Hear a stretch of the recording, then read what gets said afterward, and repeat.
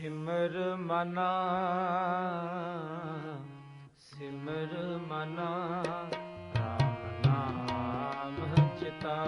Hello, this is lecture 7 of Introduction to the Sikhs, and we're continuing our excursion into Sikh history. In the last 3 lectures, we covered this history of the Sikhs from the founding of the community through the passing of the 10th human Guru, Guru Gobind Singh, and we gave a slight inclination of what was to come, because Guru Gobind Singh appointed the Guru Granth Sahib as the eternal Guru of the Sikhs. In the next 3 lectures, we're going to continue, and we're going to bring this narrative of the community to roughly the present day, though of course things are still evolving in the present, and I'll touch on that briefly. So I want to start out by just recapitulating what we've covered. The period of the human gurus covered approximately 2 centuries. In about 1519, Guru Nanak established a community of Sikhs. The emphasis was on personal devotion, collective action, and social justice.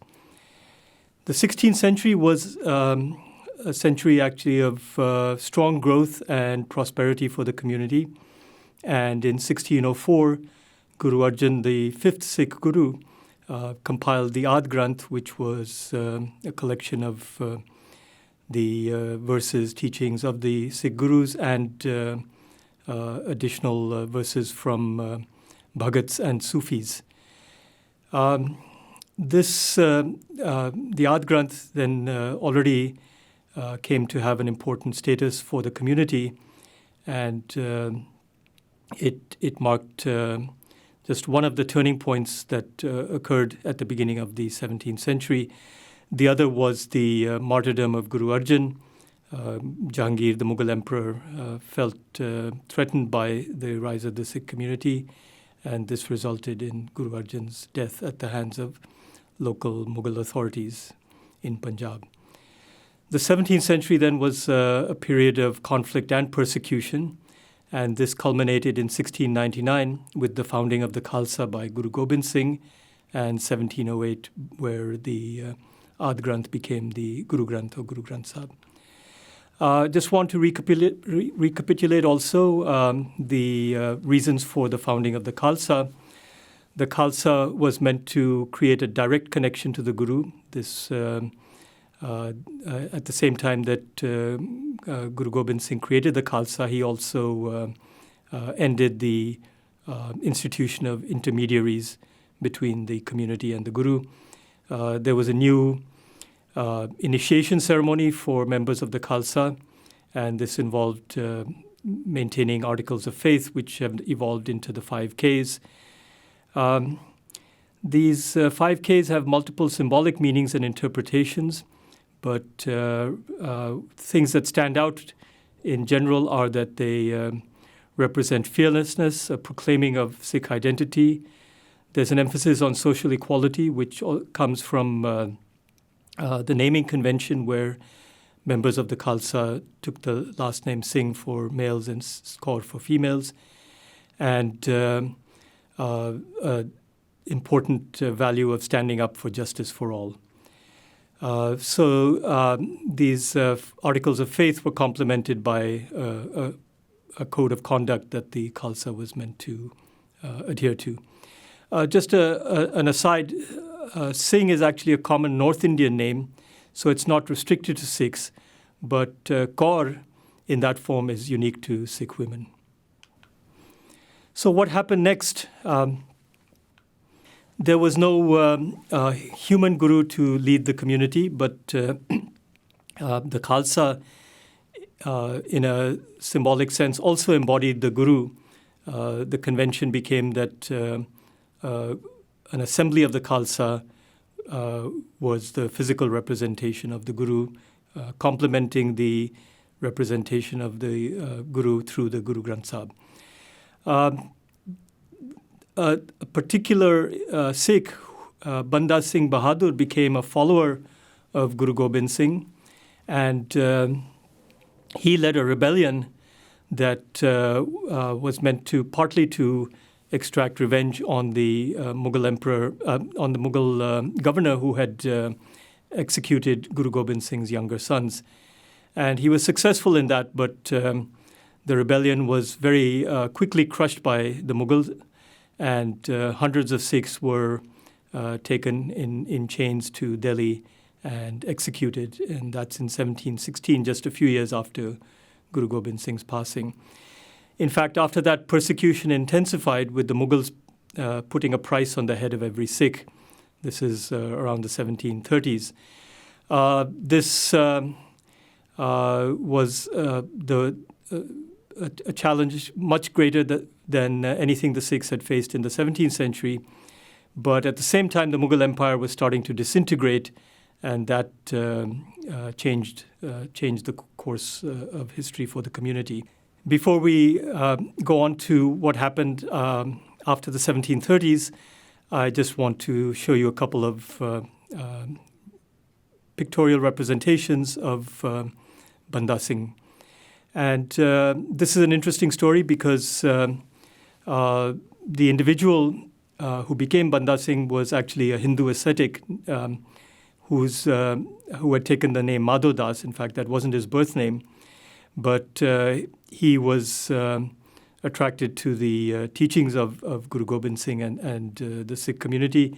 And he became a follower of Guru Gobind Singh and took the initiation ceremony and changed his name to Banda Singh.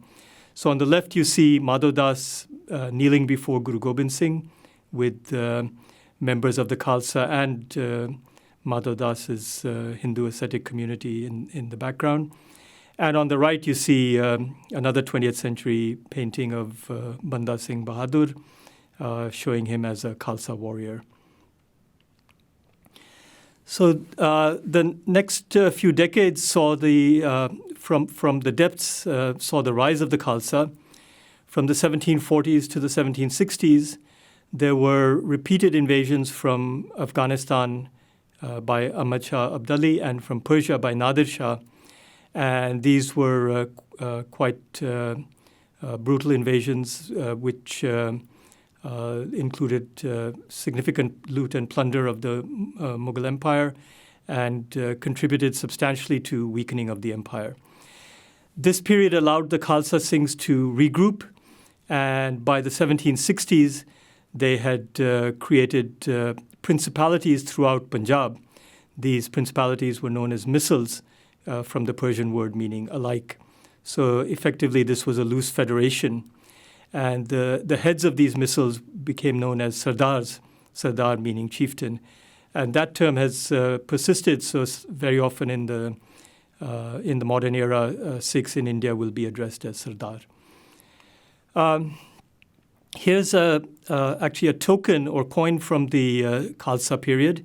This is quite interesting. Sometimes this has been identified as a coin from a later period because the date in Gurmukhi numerals is given as 1804. But this is actually from an Indian calendar. And so the common era dating is actually 1748. And this coin is very interesting because it shows on the left the representation of Guru Nanak surrounded by, flanked by his two companions, Mardana with the Rabab on the left of the coin. And as I've mentioned before, Mardana is an authentic historical figure. And on Guru Nanak's left, the right of the coin is Bhai Bala, who is almost certainly an invention of the 17th century to create a symmetry, Hindu and Muslim. And the other side of the coin shows Guru Gobind Singh with the typical accompaniments of a sword and a falcon indicating royalty and sovereignty. There's actually an inscription at the top above Guru Gobind Singh in Devanagari script, which says Sat Kartar. So these were not really coins issued by the Khalsa chieftains, though they did, Banda Singh and the Khalsa chieftains did issue some coins. This is most likely what's known as a temple token.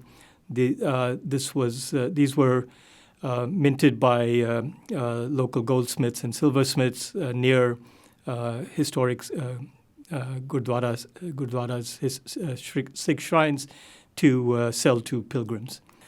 The missal period reached its end in the end of the 18th century, when Ranjit Singh conquered most of the other missals and became the undisputed ruler of Punjab in 1799, creating the first Sikh kingdom. In 1801, he took on the title of Maharaja, which means great king, and he proceeded to expand his territory into Kashmir and Afghanistan, as well as the plains of Punjab. Significantly, he ruled in the name of Guru Nanak and the Khalsa rather than in his own name, and the government was known as Khalsa Sarkar, government of the Khalsa. So Ranjit Singh built a coalition of Sikhs, Hindus, and Muslims, which was pragmatic in the sense that Sikhs were a minority in Punjab. Ranjit Singh ruled for 4 decades and died in 1839. And here's a roughly contemporary painting of Ranjit Singh. He was actually relatively short and slight. His face was pockmarked by a childhood bout of smallpox, and he lost vision in one eye as a result. But he was a brilliant general and very effective administrator. And I mentioned the government of the Khalsa. Here are some coins from Ranjit Singh's reign. So there's quite a few of these extant. And they have very different styles. The ones on the top left the one on the top left is from the beginning of Ranjit Singh's reign. And the one in the bottom is towards the end of Ranjit Singh's reign in 1836. Both of them have inscriptions in Persian script or Arabic script. And the earlier one has depiction of leaves and berries, whereas the bottom one has actually a representation of Ranjit Singh making an offering to Guru Nanak. The coin on the right, minted in 1835, is somewhat distinctive because the inscriptions are in the Gurmukhi script. This is the rough extent of the Sikh kingdom at the height of Maharaja Ranjit Singh's reign. And as you can see, it covered considerable amount of the plains of Punjab and areas to the southwest, northwest, and north. And this area would be maybe roughly the size of modern-day, say, West Germany, somewhat smaller than modern-day France. Now, meanwhile, major events were taking place in the rest of South Asia. The British, French, and Portuguese were all competing for control of the region. And the Portuguese were relatively marginal, but the French and British were close competitors. The British defeated the French at this time in India, and coincidentally, of course, they were, or maybe not coincidentally, they were also fighting a war in North America, which they also won, leading to the British annexation of Canada. In 1757, then the British conquered Bengal in eastern India, and they proceeded to expand their control throughout India, with Punjab being the sole and important exception. And it's important to remember that this was actually the British East India Company, not officially the British Crown. So this is maybe one of the first examples of a multinational corporation intervening in affairs of a different country. What followed after Ranjit Singh's passing away was that the British acted very quickly to gain control of Punjab.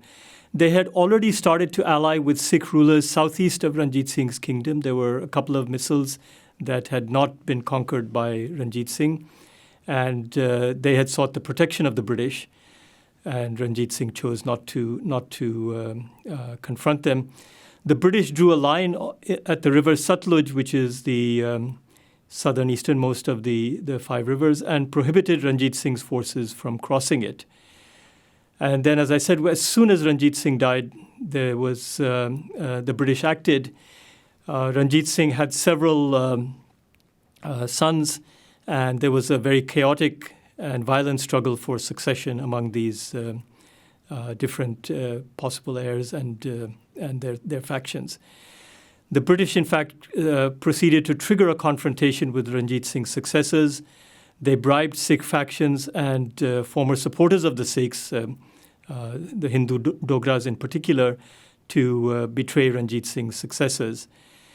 The British and Sikhs fought two wars, the Anglo-Sikh Wars, and defeated them in 1846. And then finally in 1849, after the second defeat of the Sikhs, they annexed the Sikh kingdom and brought it under full British control. So the British conquest of the Sikh kingdom was their last major step in consolidating the colonization of South Asia. This conquest was completed by treachery as well as battle. Against the Sikhs, the British actually used soldiers from parts of India already under their rule. And this was a very important part of their imperial rule, where they co-opted local populations to govern and maintain military control. The defeat of the Sikhs by the British began a complicated relationship with the Sikh community, which unfolded over the next century.